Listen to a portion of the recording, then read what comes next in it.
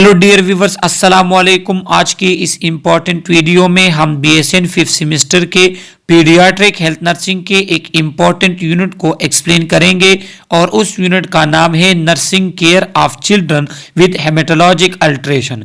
हेमेटोलॉजिक alteration कहते हैं blood disorders को। तो आज की इस वीडियो लेक्चर में हम ये एक्सप्लेन करेंगे कि हमारे पास छोटे बच्चों में कौन कौन से ब्लड डिसऑर्डर्स होते हैं, उनके साइन सिम्टम्स क्या होंगे, उनके कॉम्प्लिकेशंस क्या होंगे, और अगर हमारे पास एक पेशेंट ब्लड डिसऑर्डर के साथ है तो उसके लिए हमने कौन कौन से नर्सिंग इंटरवेंशन करने हैं।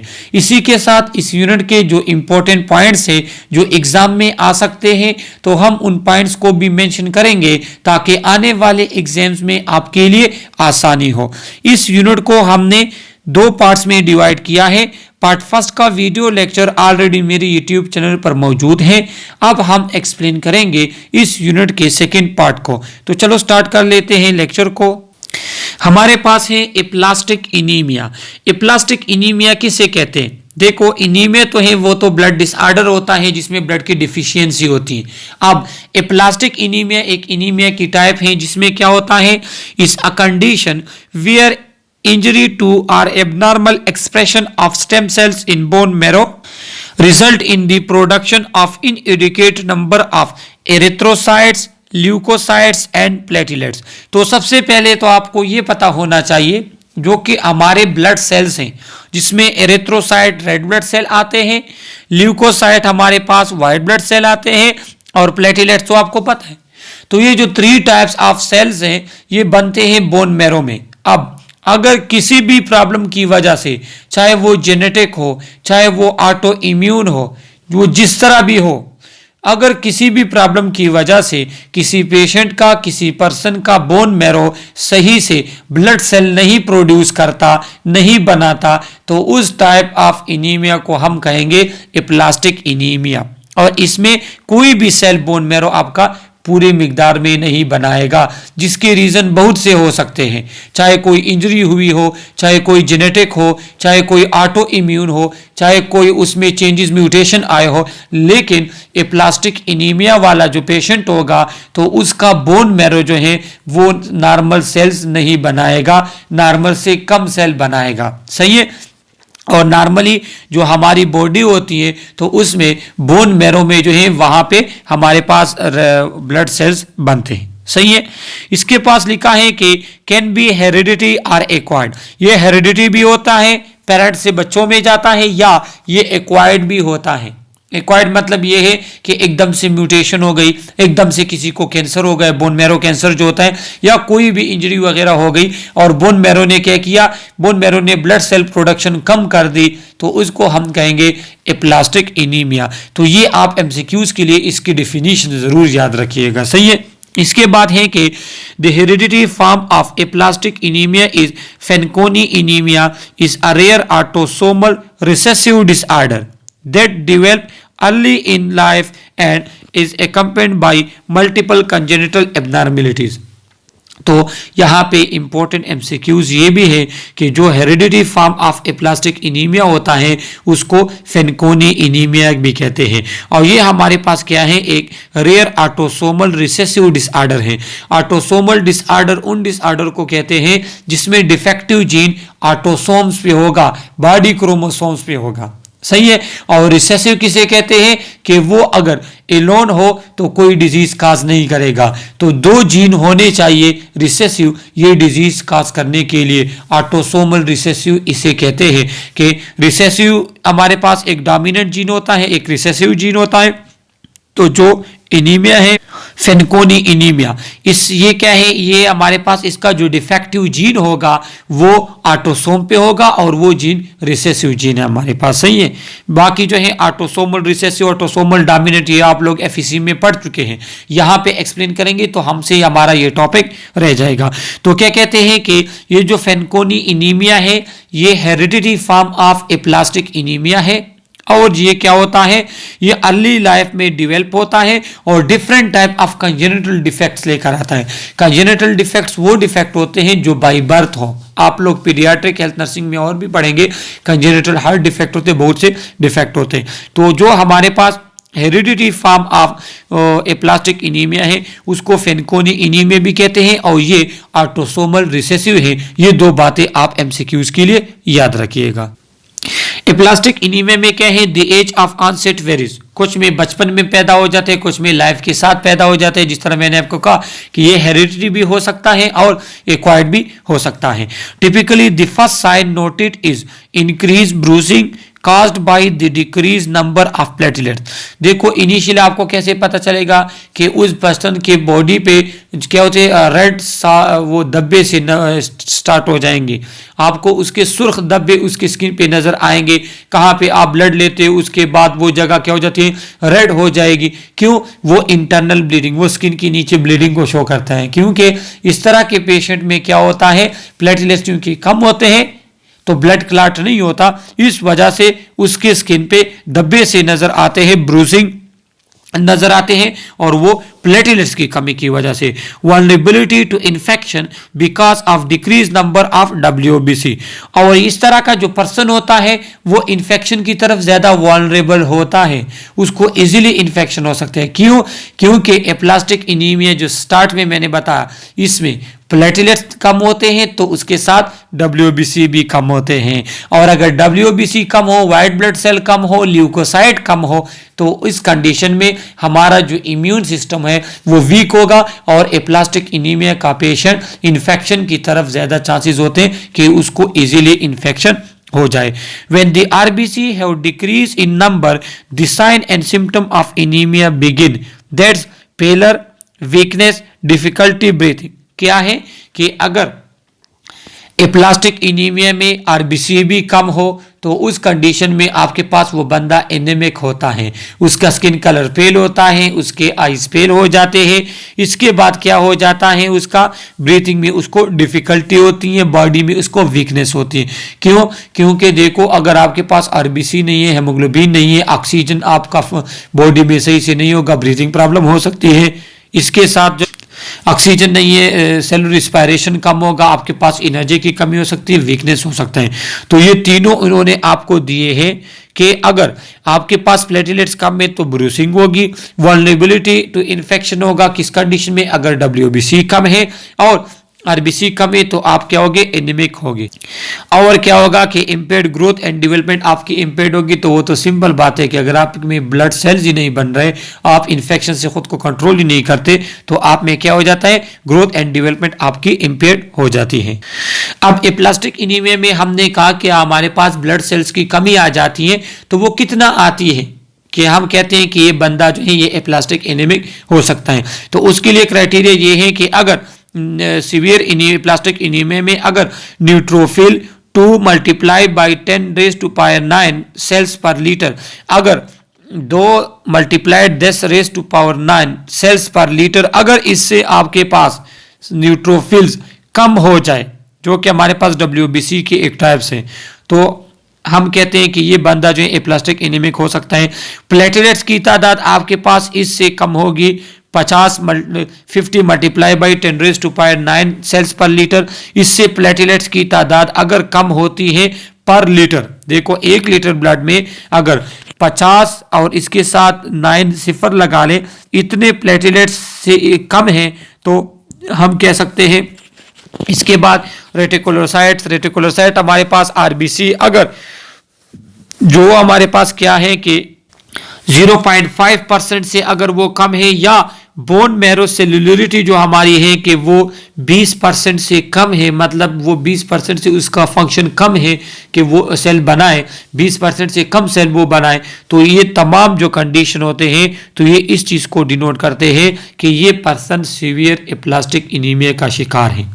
सही है कि एप्लास्टिक इनीमिया में तमाम ब्लड सेल्स की कमी होगी। तो अगर ये क्राइटेरिया पूरा करते हैं तो हम कहते हैं कि हाँ ये पर्सन सीवियर एप्लास्टिक इनीमिया का है। तो ये आपके पास ये जो नंबर्स हैं, इनके वैल्यूज हैं, ये आपके पास एमसीक्यूज में आ सकते हैं। अब यहाँ पे हमारे पास सिंपल नर्सिंग केयर है कि अगर एप्लास्टिक इनीमिया के साथ पेशेंट होगा तो हमने कौन कौन से नर्सिंग केयर उसको प्रोवाइड करने हैं। Minimise physical exertion and emotional stress, हमने कोशिश करनी है, उसको टीच करना है, एजुकेट करना है कि इस पे फिजिकल एक्सर्शन को आप मिनिमाइज करें, फिजिकल एक्टिविटी कम किया करें। क्यों? क्योंकि क्योंकि फिजिकल एक्टिविटी में बहुत ज़्यादा एनर्जी की ज़रूरत होती है और इस पेशेंट पर्सन में एनर्जी होती ही नहीं है। दूसरा, फिजिकल एक्टिविटी अगर बहुत ज़्यादा हो जाए उसमें इंजरी भी हो सकती है, तो इस पर्सन में क्या है, प्लेटलेट्स नहीं है, तो वो ब्लड भी क्लॉट नहीं होगा। तो इस तरह के कंडीशन में हमने फिजिकल एक्सर्शन उस पर कम करना होगा। फिजिकल एक्सर्शन कहते हैं सीवियर उस फिजिकल एक्टिविटी को।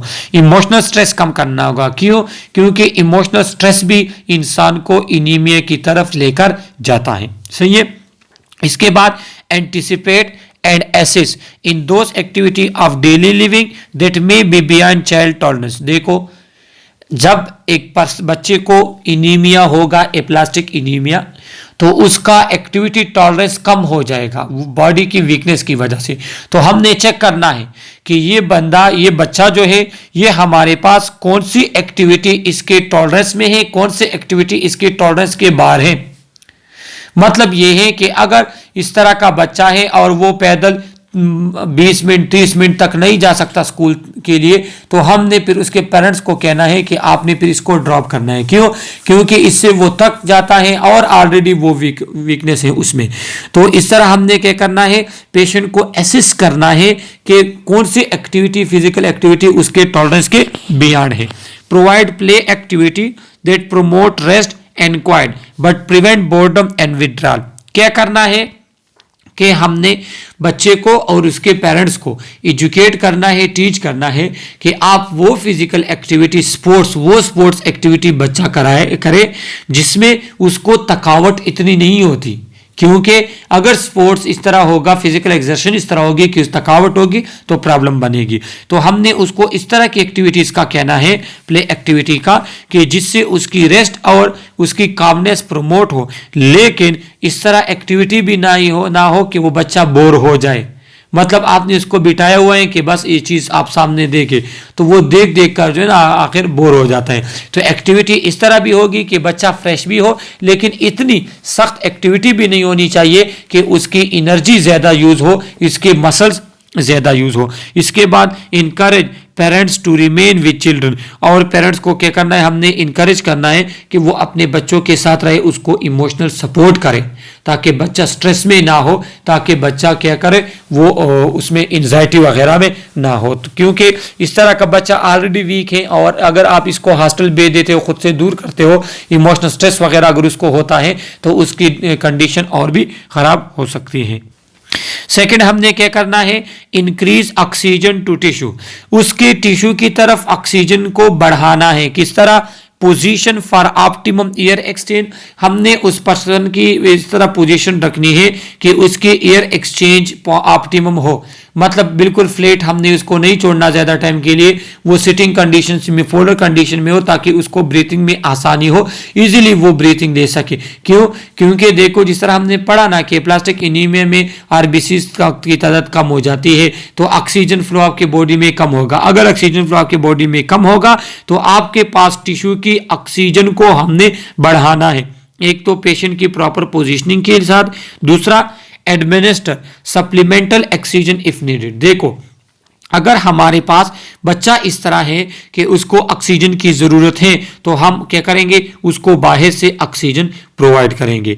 थर्ड, हमारे पास है हेल्प रिप्लेस ब्लड एलिमेंट। देखो, अगर हमारे पास इतना सीवियर कंडीशन है कि उसके ब्लड सेल इतने कम है कि उसको डिफरेंट टाइप ऑफ कॉम्प्लिकेशंस हो रही है, तो हमने उसको बाहर से ब्लड देना होगा। क्या?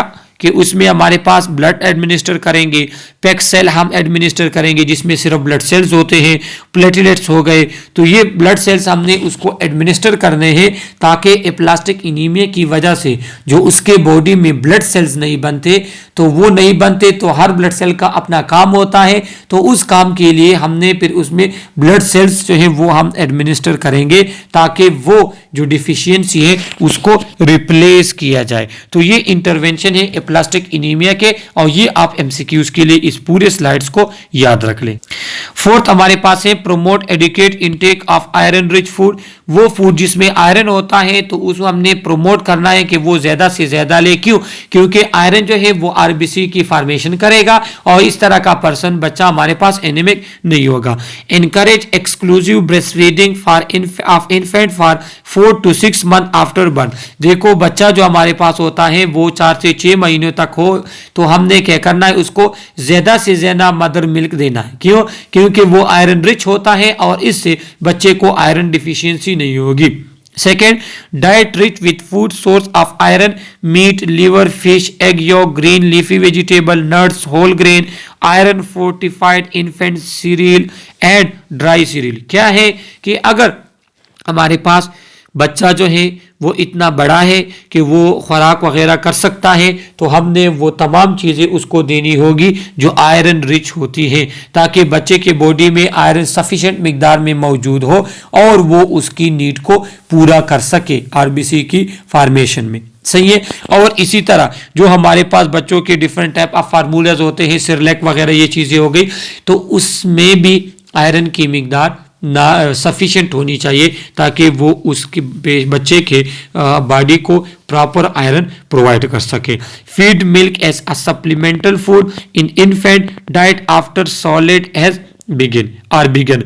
क्या है कि अगर बच्चा हमारे पास सॉलिड फूड उन्होंने स्टार्ट कर लिया है बच्चे ने, उसके बावजूद भी हम उसको मिल्क देंगे। क्यों? ताकि उसके बॉडी में क्या हो जाए, उसके बॉडी में जो आयरन है वो सफिशिएंट मिकदार में मौजूद हो ताकि उसकी नीड को पूरा कर सके। तो अगर वो बाकी खुराक भी करता है उसके साथ भी हमने उसको मिल्क देना होगा। सही है।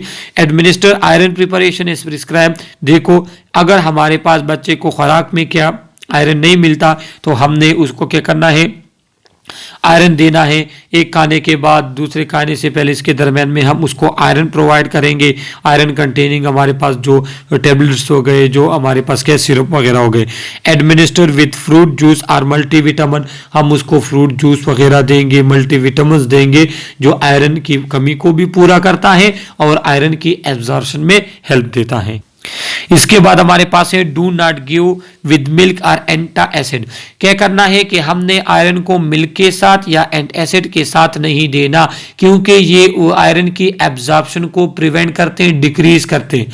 ये जो मिल्क होता है और एंटासिड होते हैं ये उसमें इंटेस्टाइन में, स्टोमक में क्या करता है, उसमें आयरन के एब्जॉर्प्शन को कम करता है। तो इसलिए जो आयरन के हमने अगर कोई टैबलेट लेने हैं, जो भी चीज देनी है, वो हम मिल्क के साथ नहीं देंगे। Give fluid preparation with dropper, syringe और straw to avoid contact with teeth. देखो, हमने आयरन का जो कंटेनिंग होंगे, आयरन अगर हम बच्चे को देते हैं तो हम क्या किस तरह देने हैं, या हम ड्रॉपर के थ्रू देंगे, या आईवी हमारे पास आता है, या हम स्ट्रॉ के थ्रू देंगे। क्यों? क्योंकि जो हमारे पास आयरन कंटेनिंग होते हैं, सिरप्स वगैरह होते हैं, वो टीथ को खराब करते हैं। सही है। तो ये हमने क्या करना है, बच्चे को अगर हम स्ट्रॉ के थ्रू देंगे या अगर ड्रॉपर के थ्रू देंगे तो वो क्या हो जाएगा, तो वो डायरेक्ट उसके थ्रोट में जाएगा और क्या करेगा, उसके टीथ के साथ कांटेक्ट में नहीं होगा, जिससे उसके टीथ खराब नहीं होंगे। If the child is getting enough iron, stool should be tarry green colour. देखो, अगर बच्चा हमारे पास इनफ आयरन लेता है तो उसके स्टूल का कलर जो है हमारे पास, तो वो हमारे पास टेरी ग्रीन होता है, ग्रीनिश कलर होता है। लेकिन एक चीज़ का हमने याद रखना है, जो आगे पढ़ेंगे भी, कि हम आयरन कंटेनिंग फूड वगैरह तो देंगे, लेकिन बच्चे को हमने आयरन ज़्यादा नहीं देना, क्योंकि अगर नॉर्मल से आयरन ज़्यादा बढ़ेगा, उसके बॉडी में आयरन की एक्युमुलेशन बढ़ जाएगी, तो ये different type of problem create करेगा, जो आगे स्लाइड्स में आ रहा है। सही है। तो ये हमारे पास हमने क्या पढ़ा, हमने इंटरवेंशन पढ़े एप्लास्टिक एनीमिया के पेशेंट में। Iron supplements. Although oral iron supplementation is generally pursued as a safe treatment alternative, an overdose can be lethal for children. देखो, ओरली अगर आयरन लेता है कोई बंदा आयरन सप्लीमेंट, तो वो इतने प्रॉब्लम क्रिएट नहीं करता, वो सेफ होता है। लेकिन छोटे बच्चों में फिर भी अगर आयरन आप ज्यादा देते हैं तो ये फिर लीथल हो जाता है। लीथल कहते हैं हार्मफुल हो जाता है बच्चों के लिए। तो अगर आयरन ओवरडोज हो गया, बहुत ज्यादा आपने आयरन दे दिया, तो उस कंडीशन में क्या होगी, वोमिटिंग भी हो सकती है बच्चे को, एब्डोमिनल पेन भी उसको होगा, और ब्लडी डायरिया भी होती है। किस कंडीशन में, जब हमारे पास अगर आयरन सप्लीमेंट एक बच्चे में ओवरडोज हो जाए। तो उस कंडीशन में फिर उसको वोमिटिंग भी होगी, एब्डोमिनल पेन भी होगा और ब्लडी डायरिया भी उसको होगी। मतलब ये है कि डायरिया में ब्लड आएगा, जो ये शो करता है कि उसके इंटरनल स्टोमिक वगैरह जो है या इंटेस्टाइन वहां से क्या होते हैं, वहां से ब्लीडिंग होती है। These manifestations are typically followed by shock, lethargy and dyspnea। क्या होता है कि ये बच्चे जो होते हैं अगर आयरन ओवरडोज ज्यादा टाइम तक है तो स्टार्ट में तो ये सिम्टम्स होंगे, इसके बाद वो बच्चा शॉक में भी जा सकता है, लेथर्जिक हो सकता है और ब्रीथिंग में भी, रिस्पायरेशन में भी उसको डिफिकल्टी हो सकती है।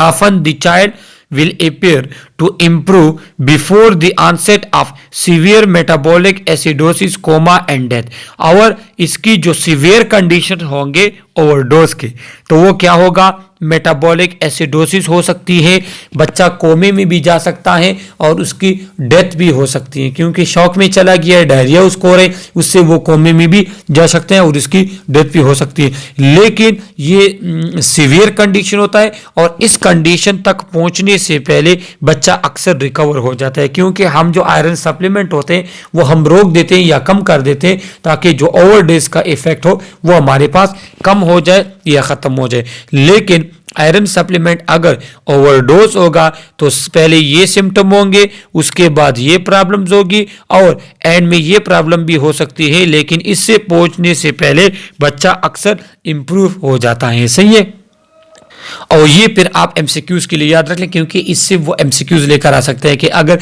आयरन हम देंगे लेकिन अगर ओवरडोज हो गए तो इसके क्या क्या प्रॉब्लम हो सकते हैं।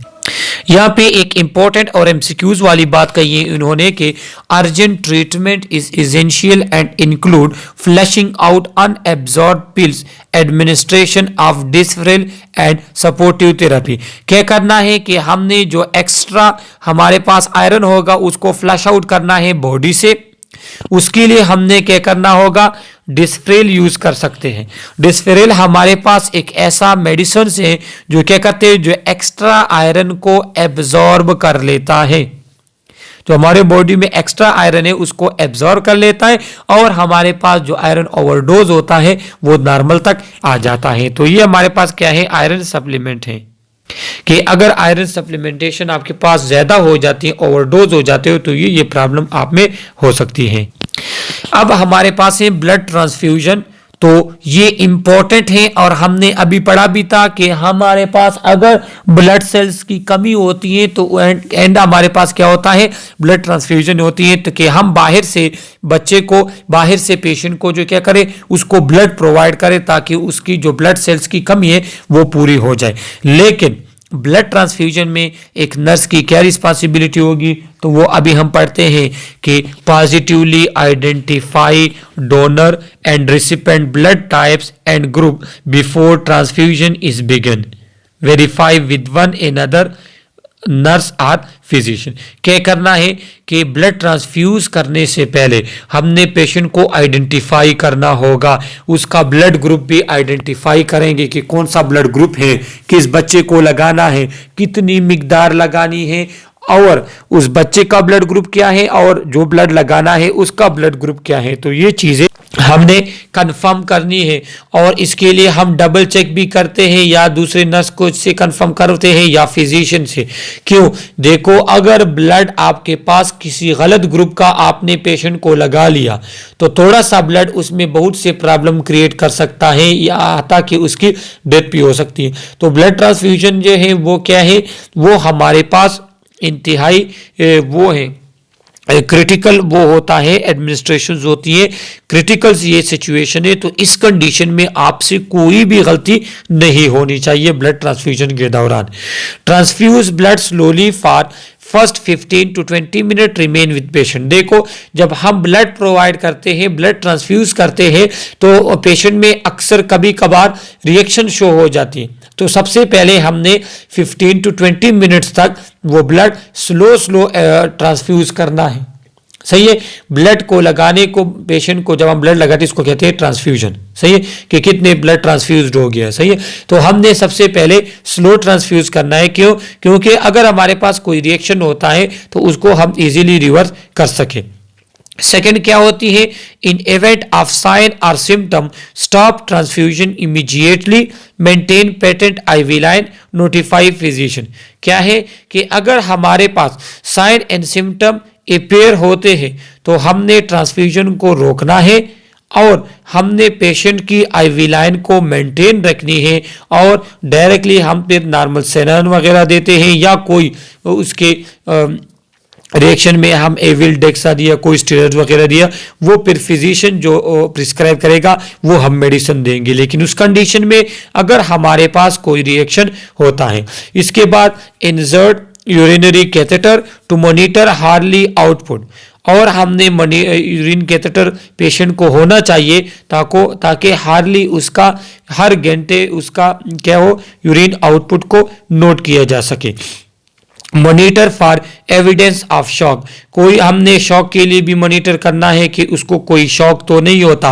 अक्सर क्या होता है कि उसको एलर्जिक शॉक हो सकता है, उसको हमारे पास वॉल्यूम ओवरलोड हो सकता है, अगर ब्लड सेल लाइसिस उसको होती है तो वो भी प्रॉब्लम हो सकते हैं। तो हमने क्या करना है, एविडेंस ऑफ शॉक के लिए हमने मॉनिटर करना है, ऐसा ना कि पेशेंट को शॉक हो और हमने उसको चेक ना किया और उसकी डेथ हो जाए या उसको कोई प्रॉब्लम हो जाए। इसके बाद save donor blood to recross match with patient blood, क्या है कि हमने डोनर जिसने ब्लड दिया है उसका ब्लड भी हमारे पास होना चाहिए ताकि हम उसको क्रॉस मैच कर सके पेशेंट ब्लड के साथ, क्योंकि ब्लड ग्रुप एक होता है लेकिन क्रॉस मैच में कभी कभार क्या होता है वो मैच ही नहीं होता। तो इसलिए ज़रूरी है कि डोनर का ब्लड, रिसिपिएंट का ब्लड वो क्रॉस मैच हुआ हो, उसके बाद जो ब्लड हम बच्चे पेशेंट को देते हैं उसकी भी क्रॉस मैचिंग हुई हो। तो ये ब्लड ट्रांसफ्यूजन के दौरान क्या करना है, एक नर्स ने इन चीज़ों का ख्याल रखना होगा। ब्लड ट्रांसफ्यूजन के कॉम्प्लिकेशन क्या हो सकते हैं, हीमोलाइटिक रिएक्शन हो सकता है, अगर आपके पास ब्लड ग्रुप बच्चे के साथ मैच ही नहीं करता तो उसके सेल लाइसिस स्टार्ट हो जाते हैं एकदम से। फेब्राइल रिएक्शन हो सकता है, अगर आप लोगों ने कहीं पे ब्लड ट्रांसफ्यूज किया हो तो आप लोग इजीली आपको पता होगा, अक्सर ब्लड ट्रांसफ्यूजन के दौरान पेशेंट को एकदम से सीवियर क्या हो जाते हैं, उसको फीवर हो जाता है। फेब्राइल रिएक्शन कहते हैं फीवर को, फीवर आ जाते हैं पेशेंट पे, तब भी आपने रोकना होगा। एलर्जिक रिएक्शन उसको हो सकता है, सही है कि ब्लड से उसको एलर्जी हो सकती है, तो उस कंडीशन में फिर क्या वो करना है, आपने ब्लड को स्टॉप करना है और उसको मेडिसिन देने ताकि वो रिएक्शन उसका रिवर्स हो सके। सर्कुलेटरी ओवरलोड भी हो सकता है, किस तरह, टू रैपिड ट्रांसफ्यूजन और excessive quantity of blood transfusion अगर होता है तो वो फ्लूइड ओवरलोड हो जाता है पेशेंट, और क्या होता है उसमें एडेमा, स्वेलिंग वगैरह उसको आ सकती है और भी उसको प्रॉब्लम हो सकती है ओवरलोड की वजह से। एयर एम्बोली हो सकती है, में occur when blood is transfused under pressure. देखो अगर हम क्या करते हैं कि ब्लड को प्रेशर में ट्रांसफ्यूज करते हैं, तेजी के साथ ट्रांसफ्यूज करते हैं, या उसमें कोई एयर एम्बोलिज्म वगैरह है तो वो क्या करते हैं, वो भी पेशेंट को इफेक्ट कर सकते हैं, वो पेशेंट में एयर एम्बोलिज्म काज करते हैं। और एयर एम्बोलिज्म जब आपके पास ब्रेन में या हार्ट के वेसल्स में होता है ना, तो ये वहाँ पे काफ़ी सीवियर पे वो प्रॉब्लम काज कर सकता है। इसके बाद hypothermia, allow blood to warm at room temperature, blood के साथ उसको हाइपोथर्मिया भी हो सकता है, क्योंकि ब्लड तो अक्सर हम कहाँ से, लैब से जो लेकर आते हैं, ब्लड बैंक से लेकर आते हैं, तो उसकी टेम्परेचर काफ़ी कम होता है ताकि वहाँ पे वो ख़राब ना हो। तो हमने उसको इतना वार्म करना है पेशेंट बॉडी के साथ या वार्मर के साथ कि उसका टेम्परेचर रूम टेम्परेचर तक आए। क्यों, अगर इससे कम होगा तो उसमें फिर क्या हो सकती है, हाइपोथर्मिया हो सकता है। इसके बाद हाइपरकिलीमिया उसको हो सकता है in massive transfusion or patient with renal problem. देखो अगर पेशेंट में हम मैसिव ट्रांसफ्यूजन करते हैं तो ट्रांसफ्यूजन की प्रॉब्लम ये हो सकती है कि उस पेशेंट के बॉडी में पोटाशियम की मिकदार बढ़ सकती है, या अगर एक पेशेंट किडनी प्रॉब्लम के साथ है तो उसमें भी पोटाशियम की मिकदार बढ़ सकती है। तो हम ट्रांसफ्यूज जब ब्लड करते हैं तो हमने पोटाशियम लेवल भी चेक करना होगा। तो ये हमारे पास हेमेटोलॉजिक डिसऑर्डर्स का सेकंड पार्ट था। हमारी कोशिश तो थी कि इसको 2 वीडियोस में कवर कर लें, लेकिन चूंकि एक्सप्लेनेशन ज़्यादा थी तो इसलिए हमने 2 वीडियो में इसको कवर नहीं किया। इसका लास्ट पार्ट, थर्ड पार्ट भी मेरे यूट्यूब चैनल पर मौजूद है, तो उसका भी वीडियो लिंक मैंने इस वीडियो के डिस्क्रिप्शन में दिया है, तो वहीं से जाकर आप इसका थर्ड पार्ट पढ़ सकते हैं। इसका फर्स्ट पार्ट भी मेरे चैनल पे है और ये इसका सेकेंड पार्ट है। कोई भी क्वेश्चन हो थ्रू कमेंट आप हमसे पूछ सकते हैं। Okay, thank you.